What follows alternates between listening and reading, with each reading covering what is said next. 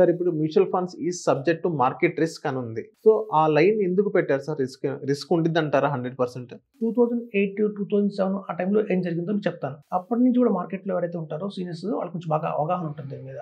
ఇప్పుడు చూడండి 10 రూపీస్ ఎన్ఎఫ్ఓలో వచ్చిన ఆ రోజున Kotak Indo world infrastructure fund కానియండి, అలాగే జేఎం అగ్రి అండ్ ఇన్ఫ్రా కానియండి, అలాంటి 4 కంపెనీస్ వచ్చాయి. అవి కొంచెం క్లోజ్ ఎండెడ్ స్కీమ్‌లో వచ్చాయి. 10 రూపీస్ అనేవితే వచ్చాయి. మనకి ఒక 3 ఇయర్స్ అవ్వంగానే, 2 ఇయర్స్ అవ్వంగానే ఆ 10 రూపీస్‌తో స్టార్ట్ అయిన ఫండ్ కాస్త మనకి పడిపోయి 6.5% పడిపోయింది. అంటే ఇది చూడండి, పెట్టిన 10 లక్షలు 6.5 లాక్స్ అయింది.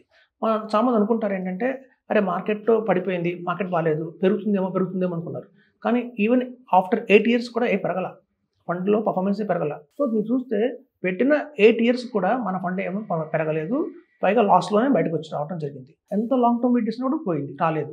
సో చాలామంది అనుకుంటారు మ్యూచువల్ ఫండ్స్ పెట్టగానే లాంగ్ టర్మ్ వెయిట్ చేస్తే అట్లీస్ట్ మన రిటర్న్ వస్తుందేమో అని చెప్పి. ఈవెన్ స్టాక్స్ తీసుకుందాం.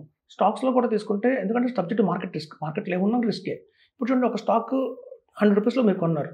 మీరు పడితే మీరేమనుకుంటారు, ఇంకా ఎక్కువ కొనాలి, బ్యాలెన్స్ చేసుకోవాలనుకుంటారు. 90 రూపీస్ రాగానే మళ్ళీ ఇన్వెస్ట్మెంట్ చేస్తారు. అది 80 రూపీస్‌కి వచ్చిందనుకోండి, మీరేమనుకుంటారు, అరే ఇంకా మనం బ్యాలెన్స్ చేసుకోవాలనుకుంటాం. సో మనం పడిన ప్రతి డిప్‌లోనూ మీరు యాడ్ చేసుకుంటూ వెళ్తారు. కానీ ఒకనాటికి ఏమైందంటే మొత్తం కంప్లీట్‌గా కొలాప్స్ అయిపోయింది ఆ ఫండ్.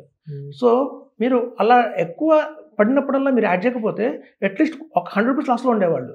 మీరు 90 రూపీస్‌లో ఇన్వెస్ట్మెంట్ చేసి, 80 రూపీస్‌లో ఇన్వెస్ట్మెంట్ చేసి, 70 రూపీస్‌లో ఇన్వెస్ట్మెంట్ చేయడం వల్ల ఏంటంటే ఇంకా మీరు పెంచుకున్న వాళ్ళు అయ్యారు అన్నెసరీగా. సో కాబట్టి సబ్జెక్ట్ మార్కెట్ రిస్క్ అన్నది అందుకే అండి, మనం వేగ్గా మార్కెట్‌లో ఒక బులిష్‌గా వచ్చేస్తారు. మరి పెడదాం 10 లాక్స్ మనకు 20 అయిపోతుందని చెప్పి. సో అలా కాదండి. ఈవెన్ మ్యూచువల్ ఫండ్స్‌లో కూడా మేము చూసాం.